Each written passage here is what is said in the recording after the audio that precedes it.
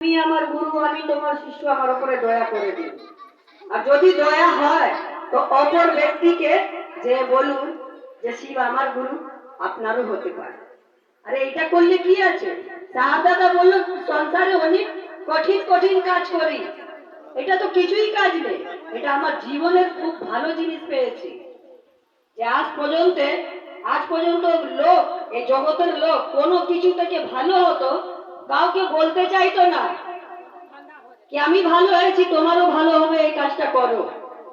কিন্তু এইবারে দাদা বলেছে কি যাও তোমার কর্মটা ভালো করো। আজ পর্যন্ত কারো ভালো করোনি, তুমি কারো ভালো ভাবোনি, কিন্তু আজকে ওই সৌভাগ্যটা সাহাব দিদি দিয়েছে যে যাও, যে বলো ওপর ব্যক্তিকে, যদিও কোনো জিনিসে দুঃখ আছে, পরেশানিতে আছে, বলে দিন শিব ঠাকুর আমার আছে, যে আপনারও হতে পারে, এই কাজটা করুন।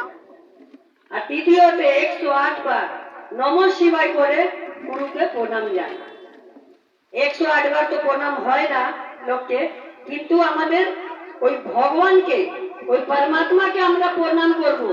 একটা অপর ব্যক্তিকে প্রণাম করি তো মুখটা করে মনটা কোথাও থাকে, কিন্তু ওই পরমাত্মাকে আমরা যদি প্রণাম করতে যাই তাহলে মনটা আমাদেরকে দিতে হবে। সেই জন্য দাদা বললেন যে 108 বার করুন, একবারও তো মনটা যাবে তানির উপরে, তখন প্রণামটা পৌঁছে যাবে। আর যদি প্রণাম পৌঁছে যায় তো পরিণাম খুবই ভালো পাবে। এই জন্য 108 বার দেয়া গেছে। প্রণাম তো একইবার করা যায়, কিন্তু ওই ভগবানকে করবো আমরা প্রণাম, মনটা যেতে অনেক দেরি লাগে। তার জন্য গুরু থেকে দয়া চাইবো, হে গুরু আমার উপরে এত দয়া করো যে আপনাকে একটা প্রণাম জানাতে পারি।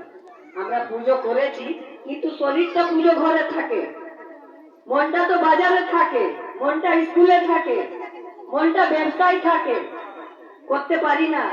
দাদা বললো যখন তুমি দেখো মনে এসে গেল যে এবার একটা প্রণাম জানায়, কাজ করতে করতে তুমি প্রণাম জানিয়ে দাও। যখন মনটা চায়, কাজ করছি মনটা চেয়ে গেল এবার গুরু থেকে একটু দয়া চেয়ে নিই, দয়া চাইতে পারি।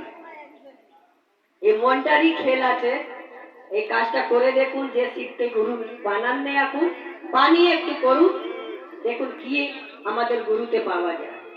অনেকই আনন্দ আর খুশিতে আমরা থাকবো, যে কি আজ পর্যন্ত আমরা থাকিনি। আমাদের ঘরে এসি আছে, টিভি আছে, ধন আছে, দৌলত আছে, কিন্তু ঘরে